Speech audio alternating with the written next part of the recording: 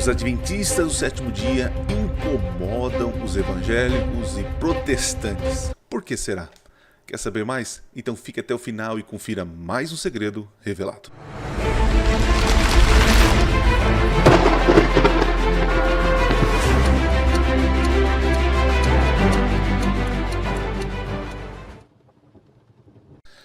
Olá, seja bem-vindo a mais um vídeo do canal Minuto Profético. Hoje é um daqueles vídeos que eu não gostaria de fazer. Sabe, eu tenho percebido que o meu canal aqui está se tornando um canal de reação, né?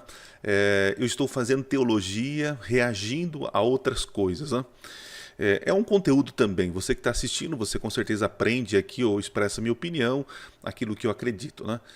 Mas assim, como tem gente maldosa nesse mundo, né? Eu recebi um vídeo de um rapaz que eu já gravei aqui uma reação e pelo jeito ele não aprendeu, né? E continua falando mentiras, né? Você não vai encontrar adventista aqui pegando uma igreja X, né? Pelo menos no meu canal, vou falar por mim. Você não vai pegar eu aqui pegando a igreja X e descendo a lenha naquela igreja. Pelo contrário. Você vai encontrar no meu canal eu defendendo a minha fé a partir de ataques de outros movimentos religiosos, né? E assim, ó, nós vivemos num país da liberdade. Você fale o que você quiser falar e seja responsável pelo aquilo que você está falando, né? Mas para que ficar atacando, né? Para que ficar atacando? Defenda aquilo que você acredita, né? E as pessoas que não acreditam, beleza, segue outra coisa, né? Mas o que eu tenho ouvido na internet são ataques em cima de ataques, que a adventista é herege, é uma seita, que nós somos mentirosos e assim por diante. É terrível esse tipo de coisa, né? Se você não concorda com a igreja adventista, querido, então vá seguir o teu caminho, vai para outra igreja, Deus te abençoe, o céu será um lugar de todos os cristãos, né, que aceitaram Jesus e aprenderam a conviver com as suas diferenças aqui na terra, né? Então assim, eu vou tentar falar um pouco mais baixo, porque são 4h22 da manhã. É o momento que eu tenho para gravar o vídeo para lançar aqui para vocês, né? Porque minha esposa está dormindo e a Manuzinha também, né? Então vamos ver se eu consigo aqui reagir e explicar os mal entendidos e os ataques desse rapaz aqui, que é a segunda vez que volta aqui. Quem sabe ele vai pedir música no Fantástico na terceira. Vamos ver então, deixa eu colocar aqui na tela. E vamos entender do que se trata esse assunto aqui. Vamos lá. Aqui, tá ele aqui, ó. Eu descobri o nome dele, é Caio Modesto. Acho que Modesto ele não tem nada, né? Porque esse tipo de coisa. Então, amigão, se você está assistindo, chegou até você esse vídeo, essa reação, muito prazer, eu sou pastor adventista e quero dizer o seguinte: você está disseminando mentiras e ataques. Chega a ser ridículos, né? Então, se eu fosse você, para que você tenha a consciência mais tranquila, né? Quer discordar de nós adventistas? Fique à vontade. Mas, por favor, né, vamos ser um pouco elegantes nas palavras e não imputar mentiras e crimes, né? Porque quando você imputa uma mentira sobre nós, a gente chega a ser criminosos aqui na internet. E eu sei que Jesus não faria esse tipo de papel, né? Então, assim, como eu não o conheço, como eu não tenho amizade com você, e pelo fato de você tratar a gente de uma forma desdenhosa na internet, então eu vou também tratar você aqui de forma desdenhosa, tá bom? Vamos lá então? O que você diz aí a respeito de nós? Maiores heresias da Igreja Adventista. Os adventistas acreditam na doutrina de que a alma fica em um estado de inconsciência entre a morte e a ressurreição, conhecida como sono da alma. E a Maria dos adventistas, ou seja, a Ellen White... Olha só, amigão, quando você fala assim que Ellen White é a Maria dos adventistas, você está dizendo que nós, adventistas, nós adoramos Ellen White, que nós a veneramos Ellen White. E isto é mentira. Então, olha a forma desdenhosa, mentirosa como você trata o nosso grupo religioso, né? É uma vergonha isso, cara. Você não precisa disso, não precisa fazer esse desdém. Nós não acreditamos em Ellen White, assim como os católicos acreditam em Maria. Nós entendemos que Ellen White recebeu o dom de profecia, o dom profético, e que seus escritos, sim, são inspirados por Deus, mas ela não substitui a Bíblia. Ela não é regra de fé e prática para nós, ok? Então, continuamos. diz isso em seu livro O Grande Conflito, que, para o crente, a morte é apenas um sono, um momento de silêncio e escuridão. Porém, essa visão é contrária à própria Bíblia, porque existem passagens bíblicas que indicam o estado de consciência após a morte, como em Lucas capítulo 16. Eu vou colocar aqui no card aqui para você assistir, vai estar em algum lugar aqui na tela, onde eu explico essa parábola. Então ele está pegando uma parábola em que Jesus conta a história do rico e de Lázaro, né? Então ele vai colocar como literal. Então, se você ler a parábola e aplicar se existe uma consciência após a morte, como apresenta a parábola, então as questões ali são literais, né? Existe uma comunicação entre o céu e o inferno, existe o seio de Abraão está esperando a gente lá. Chega a ser ridícula essa interpretação. Com todo respeito aos teólogos, né? Mas acreditar que a parábola do rico e do Lázaro é algo literal e aquilo defende a consciência após a morte, para mim chega a ser loucura, é loucura. É uma história que Jesus contou com detalhes diferentes de uma história conhecida. Tem aqui, você pode assistir a minha explicação toda, mas dizer que Lucas, a parábola do rico e do Lázaro, é uma prova da consciência após a morte, para mim, rapaz, é muito fraco esse argumento. Mas vamos lá, tem mais argumento? Tem.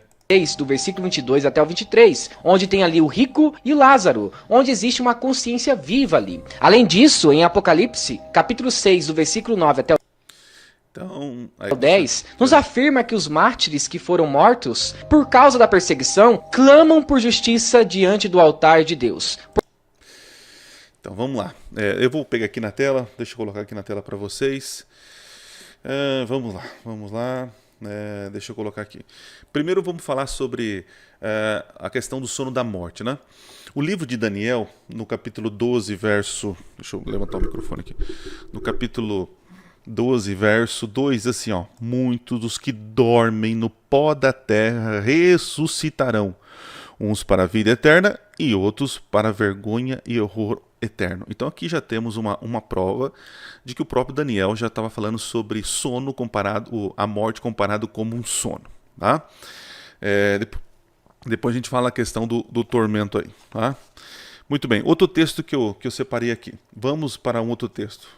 Em João capítulo 11, no verso 11, diz assim, ó, olha só, quem está dizendo agora é o próprio Jesus, né? Tendo dito isto, acrescentou, nosso amigo Lázaro adormeceu, mas vou para despertá-lo. Então os discípulos disseram, Senhor, se dorme, estará salvo. Jesus falava da morte de Lázaro, mas eles pensavam que tivesse falado do repouso do sono. Você vê que Jesus comparava a morte como um sono, né? E quando você dorme, você está inconsciente, né? Então Jesus disse claramente, Lázaro morreu, né? Aqui é outro personagem bíblico falando, ó, temos Daniel, o próprio Jesus falando disso, né? Vamos para outro texto. Paulo em 1 Tessalonicenses, no capítulo 4, a partir do verso 15, diz assim, ó, e pela palavra do Senhor ainda declaramos o seguinte, nós os vivos, os que ficarmos até a vinda do Senhor, de modo nenhum precederemos aos que dormem. Paulo comparando a morte como um sono. Então, dizer que é uma heresia, chamar a morte como sono da alma, é uma heresia. Não é heresia, tem embasamento bíblico, né? Então, está falando besteira aí. Agora você usou Apocalipse capítulo 6 e 10 para falar sobre a questão de tormento eterno, né? Então, deixa eu ir para Apocalipse. Nós temos ali no 5º selo, né? Então, você está querendo usar esse texto de maneira literal para dizer que existe uma consciência, né? Então, vamos lá. Capítulo 6, verso 10, né? E diz assim, ó. Não, vamos ao 9. Quando o cordeiro quebrou o 5º selo, vi debaixo do altar as almas daqueles que tinham sido mortos por causa da palavra de Deus e por causa do testemunho. Então, nós temos aí Jesus quebrando o selo e aí João vê os mortos, né? Então vamos lá, clamaram com voz forte dizendo, até quando, ó soberano Senhor, santo e verdadeiro, não julgas nem vingas o sangue dos que habitam sobre a terra? Então, perceba, se nós vamos levar isso de maneira literal, então existe no céu um altar, em algum lugar, e as pessoas estão lá abaixo clamando, né? Então, levar isso de maneira literal é rasgar a interpretação profética do livro do Apocalipse. Perceba que o sangue está clamando por justiça. Até quando, Senhor, o Senhor não vai julgar?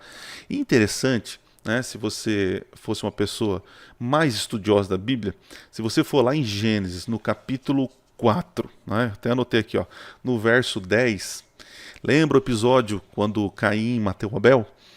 Olha só quando Deus foi conversar com Caim. E o Senhor disse, o que foi que você fez? A voz do sangue do seu irmão clama da terra por mim. Então você acha literalmente que o sangue de Caim estava lá, ai Senhor, não. Essa é uma expressão de injustiça, de clamor por justiça. Então não leve um texto simbólico que tem, claro, uma aplicação literal no pé da letra. Né? Não faz sentido nenhum a sua interpretação. Né? Você usou também Mateus 25, vamos lá para Mateus 25. Nós temos a última parábola ali, né? Quando Jesus voltar, ele vai separar os bodes das ovelhas, né? Os que fizerem as boas obras para a vida eterna, os que fizeram as más obras, né? Para a morte eterna, né? Aí tem assim, ó. E esses irão para o castigo eterno, porém os justos irão para a vida eterna. Agora é uma coisa muito simples, né? Jesus, ele vai dar a vida eterna, eu vou botar aqui, ó. Jesus irá dar a vida eterna para os salvos. E os ímpios receberão a morte eterna. O que é morte? Morte é a ausência da vida. Vida você sente, você respira, você está consciente. A morte é o contrário disso. Então, peraí, a imortalidade será dada também para os ímpios, para que eles fiquem vivos morrendo pela eternidade? Não faz sentido. Eterno é eterno em duração naquilo que está ligado. Se a minha vida está ligada ao Senhor, é vida eterna. Se a minha vida está desligada do Senhor, é morte eterna. A morte eterna é em consequências, não em duração, querido. Né? Aí você pega um texto também lá de Apocalipse. Vamos lá, Apocalipse. Apocalipse capítulo 20, né? Deixa eu ver aqui, que você colocou aqui na tela. Vou dar um play aqui, vamos escutar um pouco mais você. Vamos ver se eu já passei dos argumentos. Existe consciência após a morte. O sono da alma é uma heresia. Os Tá, não. Deixa eu pegar aqui, ó. Apocalipse, deixa eu colocar aqui na tela. Apocalipse, capítulo 20, ó. 20, verso 10. Ele usa esse texto aqui, ó, para dizer, ó. Ele fala aqui, ó. O diabo, tá aqui, ó. O diabo que tinha enganado foi lançado no lago de fogo e enxofre, onde se encontram a besta e o falso profeta. E serão atormentados de dia e de noite para o todo sempre. Então aqui ele já leva de maneira literal e realmente ficarão lá sofrendo por toda a eternidade, né? Mas se ele fosse um estudante mais detalhista, né? Mais atento na Bíblia, ele pega essa expressão de dia e de noite e para todo sempre, é um paralelo com o que os 24 anciões, os seres viventes, todos os anjos, eles prestam culto para o Senhor de dia e de noite para todo sempre. Então há um contraponto aqui, né? Os vivos adorarão o Senhor de dia e de noite. Os ímpios ficarão em tormento de dia e de noite. É uma comparação, é uma contrafação entre o que Deus quer oferecer para os salvos e o que será oferecido para os ímpios. Né? Só que ele não viu o verso anterior. Né? Se ele levar ao pé da letra, de maneira literal, esse verso que ele acabou de ler, ele vai ter um problema com o verso anterior. Olha o verso anterior. Marcharam então pela superfície da terra e cercaram o acampamento dos santos. Está falando ali após o milênio, né? A cidade amada. Porém desceu fogo do céu e fez o quê? Os consumiu. O que é consumir? Enquanto existe matéria, vai ficando pegando fogo. Depois que acabou a matéria, acabou. Então, a duração não vai ser eterna. As consequências serão eternas. O texto está dizendo para mim que o fogo que vai descer do céu consome os ímpios. Consome todos. Aí você pega o verso da frente, que está usando uma expressão idiomática aqui, uma ideia de consequências eterna, para dizer de forma literal. Então não faz sentido. E dizer que nós somos hereges, ou você não estuda direito a Bíblia, né? Vamos para o outro argumento do rapazinho aqui. Ó. Vamos lá, deixa eu pôr aqui na tela para o rapaz. Muito bem, vai lá. Adventistas acreditam que a obra expiatória de Cristo não foi completada na cruz, mas continua no santuário celestial. Segundo a Maria dos Adventistas, ela afirma em seu livro O Grande Conflito que em 1844, Cristo entrou pela primeira vez no segundo compartimento do santuário celestial. Interessante, né? São eles que usam tanto Ellen White, né? Eles nos acusam daquilo que eles fazem, né? O fato de Ellen White escrever sobre esse assunto, ela não é regra de fé para nós. Outros adventistas escreveram sobre esse assunto, outros pioneiros fizeram estudos profundos sobre esse assunto, né? E vocês ficam usando Ellen White, desdenhando, né? Nós não citamos tanto Ellen White como vocês citam, né? Que bom que vocês, espero que estejam lendo mesmo Ellen White, né?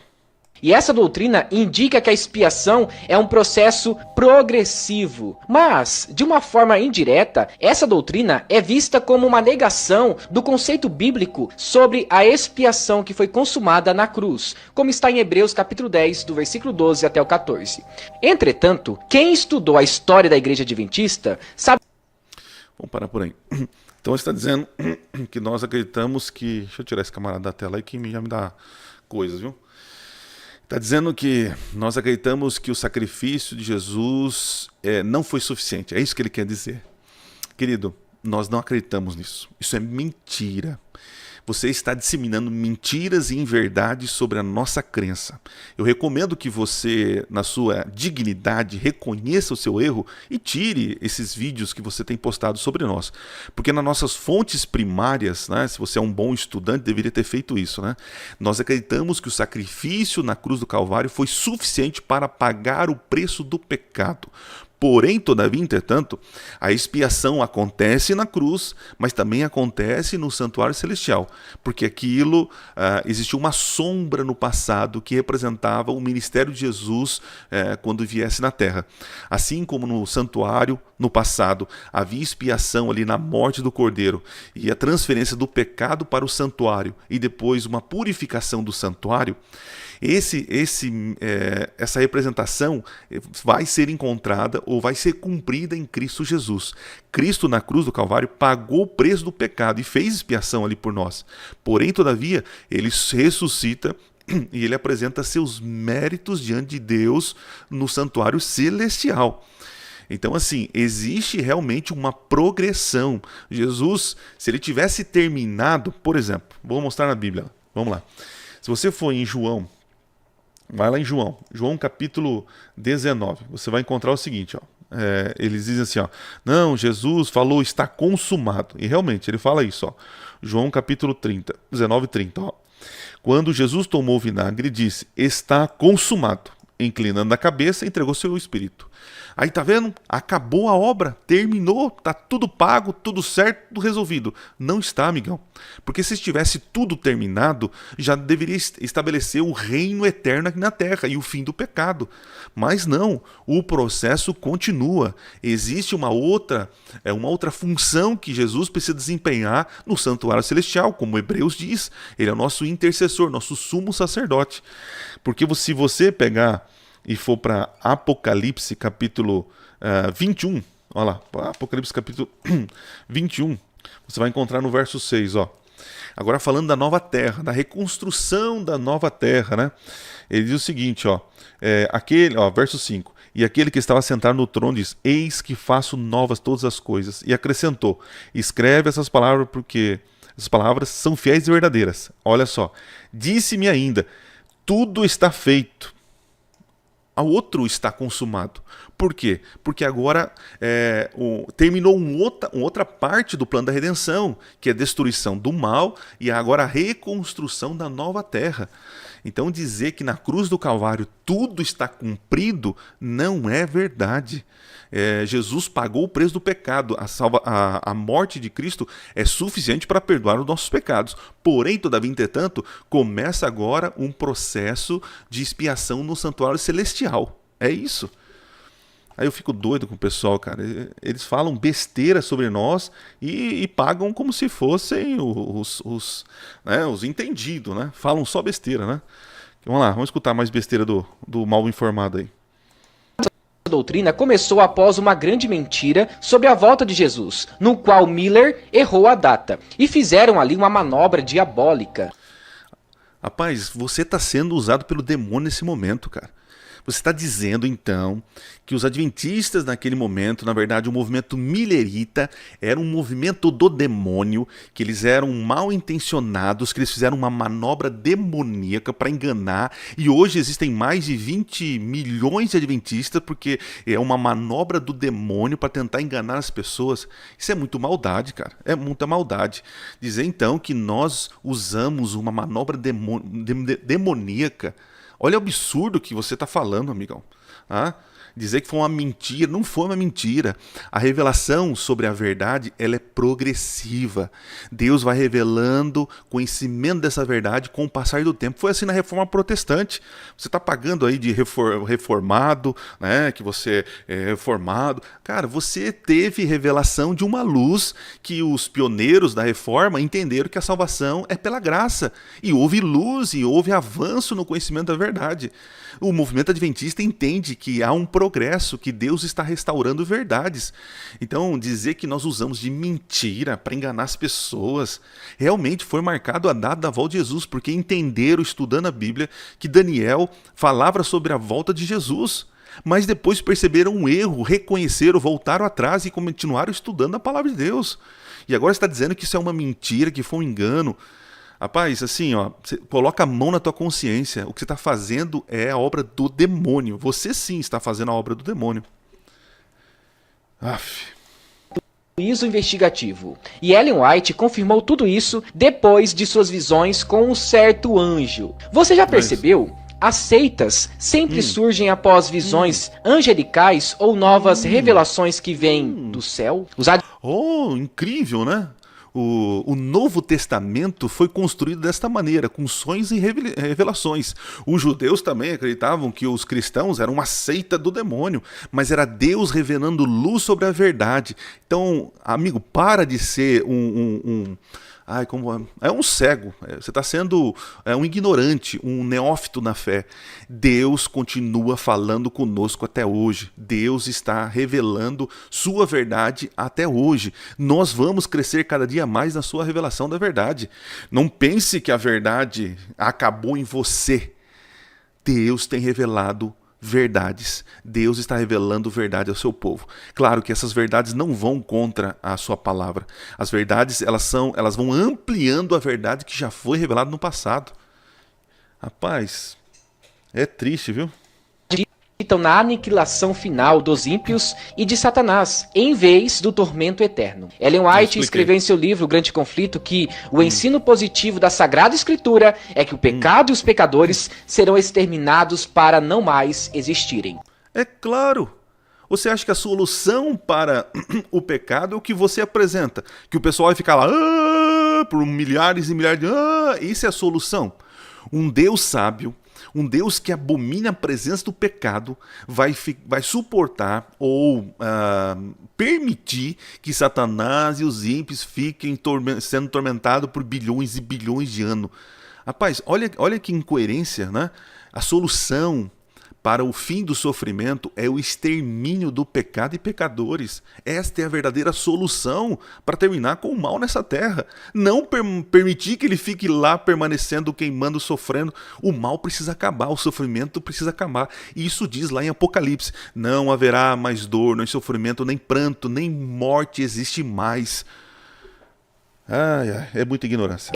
Essa doutrina é contraditória à própria Bíblia. Parece que a senhora White fez um curso de teologia pelo Telecurso 2000 da sua época. Rapaz, se ela fez um telecurso, né? Rapaz, você não saiu nem das fraldas então. Porque vamos ser sinceros, pegue todas as obras teológicas de Ellen White.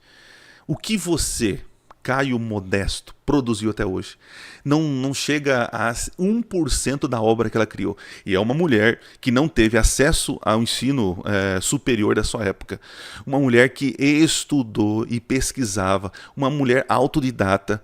Então, assim, você pode até não acreditar que ela é inspirada por Deus. Eu acredito. Mas dizer que ela fez um cursinho de teologia... Rapaz, é muita ignorância, é muita prepotência e arrogância da tua parte. Você não reconhecer o trabalho dessa mulher, né? Triste, né? Olha o desdém desse camarada, olha o desdém dele. Mateus 25, versículo 46 e Apocalipse capítulo 20, versículo 10 isso. e dizer que não haverá tormento para os ímpios e para Satanás. Então, nesse caso, vale a pena para o ímpio pecar a vida toda aqui na terra, pois a única consequência será de não existir mais e não de ter tormento eterno. Então veja, isso é a sua opinião. É a sua opinião dizer que compensa pecar porque depois vai ser exterminado e acabou. Então, na sua opinião, na sua resolução do problema do mal, é deixar as pessoas sofrendo. Isto é o teu coração maldoso querendo resolver o problema do pecado. Porque para Deus, um Deus de amor, Ele não vai prolongar o sofrimento das pessoas. Deus não tem não tem prazer na morte do ímpio. Então, na solução para Deus é exterminar o pecado, dar um basta, cortar o mal pela raiz e não ficar sofrendo, punindo. Isso é uma solução tua, não uma solução divina, né? E dizer que compensa para o pecador ficar pecando e depois, porque ele não vai sofrer eternamente. Besteira, cara, besteira. Intitula A Luz Menor e guia para os adventistas. Ela diz que é a luz que mostra a verdade. Inclusive, no livro Mensagens Escolhidas, ela afirma que sua obra, ou seja, seus escritos, trazem a marca de Deus ou a marca do inimigo. E ela diz que não há meio termo nessa questão. Ou é Deus falando, ou é Satanás. É claro que ela quer colocar as pessoas na parede e dizer que é Deus falando através dela. Não, ela não quer colocar ninguém na parede, ela está sendo sincera com seus leitores. E vocês não são sinceros com ela, né? Porque se ela está dizendo o seguinte, o que eu estou escrevendo ou é do diabo ou é de Deus, não tem meio termo. Se vocês acreditam que existe um meio termo, ela não acredita. Então é só pegar o trabalho dela, o fruto do trabalho dela, e a Bíblia diz, pelos seus frutos o conhecereis, né? Então diga, se é uma obra, presta atenção, se é uma obra de Satanás o escrito dela, então Satanás errou feio. Porque através dos escritos dela, das orientações dela, o movimento adventista cada dia cresce mais. Com escola, com educação, com hospitais, clínicas. Uma obra que tem trazido salvação e esperança e transformação para as pessoas. Se isso é uma obra de Satanás, Satanás errou feio, né? Então ela está sendo sincera com seus leitores. Igrejas que têm profetas modernos, que têm revelações como fonte de regra e fé, e principalmente quando existem escritos adicionais à Bíblia como dogmas. Então olha só, o Caio, jogue fora os teus livros de Calvino, né? Porque Calvino trouxe muitos dogmas para a igreja. Jogue fora os teus livros de Lutero, porque Lutero trouxe muitos dogmas para a igreja. Jogue fora também os seus livros de Wesley e tantos outros escritores e comentaristas bíblicos que ajudaram, contribuíram o movimento cristão e trouxeram dogmas para a igreja. Então você está dizendo para mim que eu tenho que fugir das igrejas que tem pessoas que estudam a Bíblia e que orientam a igreja e que criam dogmas para que esse movimento obedeça.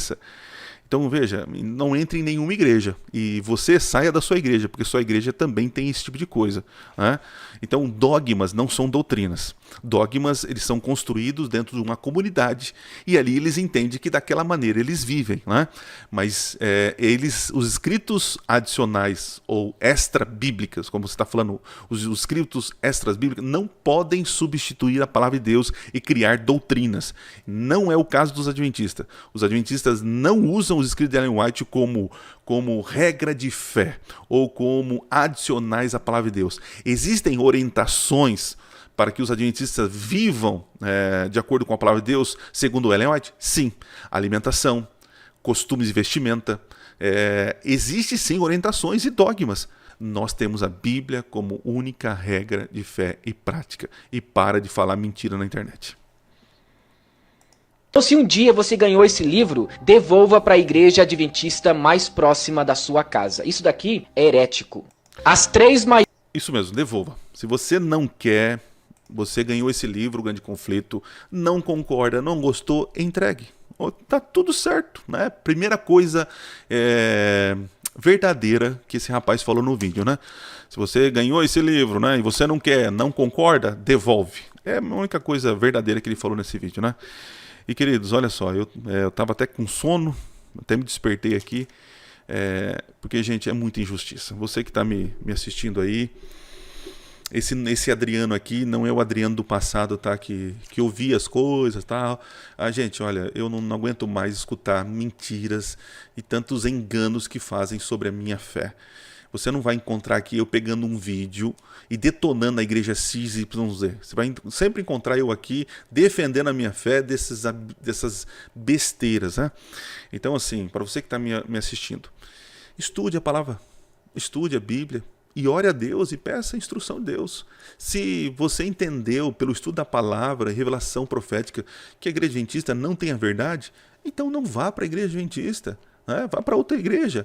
Agora, se você está em outra denominação e enxerga a gente como herege, como seita demoníaca, né? Eu acredito que você tem que ter pelo menos um pouco de respeito ao discordar da nossa fé e nossa crença. Não fazer como esse cidadão aí que sai na internet chamando a gente de herege, de mentiras diabólicas, de alguma maneira fazendo com que as pessoas entendam que nós somos um grupo de doido maluco, que não temos responsabilidade nenhuma, que não temos família, que não temos dignidade, enganando as pessoas. Isso é um absurdo, né? Então, assim, Deus nos abençoe, nos ajude e me dê paz no coração, porque depois de um vídeo desse, né, perdi até a fome agora, né? Valeu, gente. Deus abençoe vocês. Se vocês discordam de mim, pode colocar nos comentários, né? Desde que realmente sejam educados, né?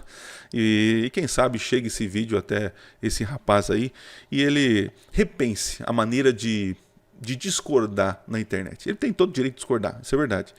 Mas, rapaz, cuidado com suas palavras, né? Dizer que a gente é mentiroso, que ele é um anjo do demônio. É pesado isso, né? Valeu, gente. Deus abençoe vocês. Um forte abraço e nos vemos na próxima semana, se Deus assim permitir. Valeu.